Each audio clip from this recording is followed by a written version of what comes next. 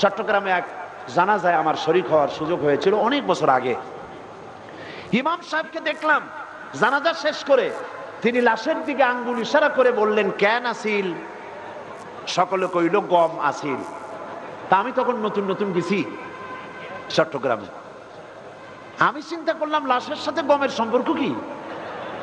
ইমাম সাহেবরে পরে কানে কানে জিজ্ঞেস করলাম, ভাই এই লাশের সাথে আপনি গম আসিল কিসের গমের কথা কইলেন?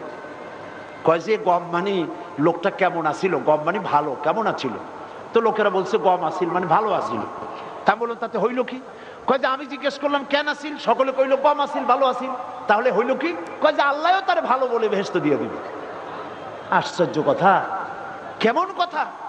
এই লোকটা যদি কন্ট্রাক্টর হয়ে থাকে, এই লোকটা যদি ইঞ্জিনিয়ার হয়ে থাকে, এই লোকটা যদি দারোগা বা অন্য কোনো চাকরিতে রত থাকে, তাহলে সে যদি কন্ট্রাক্টারি করতে গিয়ে সরকারি টাকা রড সিমেন্ট যদি খাইয়ে থাকে, সিমেন্ট ইট যদি হজম করে থাকে, মানুষের হক যদি নষ্ট করে থাকে, আর আপনারা সবাই মিলে বললেন কেমন আসিল, কেমন আসিল, সবাই বললো ভালো আসিল, আর আল্লাহ বেহেশত দিয়ে দিল, তাহলে হাকামুল হাকিমিন আল্লাহ হইলেন কেমনে? কি বিচার হইল? হইল কোন বিচার? আপনি যখন মারা যাবেন কবরের ভিতরে রাখা হবে আর বলা হবে বিসমিল্লাহ আলা মিল্লাতে রাসূলিল্লাহ, আল্লাহর নামে রাসূলের দলে উঠাইয়া দিয়া গেলাম। সুবহানাল্লাহ তো কইলেন, আগে বোঝেন কি জিনিস। আল্লাহর নামে রাসূলের দলে কারে উঠাইলেন? চিন্তা করুন সবাই, কান খুলে শুনুন। আপনি যখন ছাত্র ছিলেন, ছাত্র জীবনে যত অল রাইটিং করেছেন সবগুলি মানুষের নামে স্লোগান লিখেছেন, আপনার অল রাইটিং আল্লাহর কাজে লাগে নাই। জীবনে মিছিল করলেন, কোন মিছিলের স্লোগান আল্লাহর কাজে লাগলো না। আপনি বক্তৃতা করলেন, আল্লাহর কাজে লাগে নাই, রসুলের কাজে লাগে নাই। আপনি বই লিখলেন, আল্লাহর কাজে লাগলো না, রসুলের কাজে লাগলো না।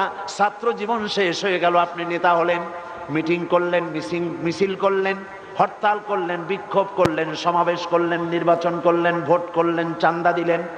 আপনার চাঁদা, আপনার ভোট, আপনার নির্বাচন, আপনার বক্তৃতা, আপনার জীবনের কোন একটি টাকা থেকে শুরু করে জীবনের কোন কাজ আল্লাহর কাজে লাগে নাই, রাসূলের কাজে লাগে নাই। এরপরে আপনি মরে গেছেন, মরা শরীরটা নিয়া কবরের ভিতরে রেখে বলা হলো আল্লাহর নামে রাসূলের দলে উঠায় দিয়া গেলাম।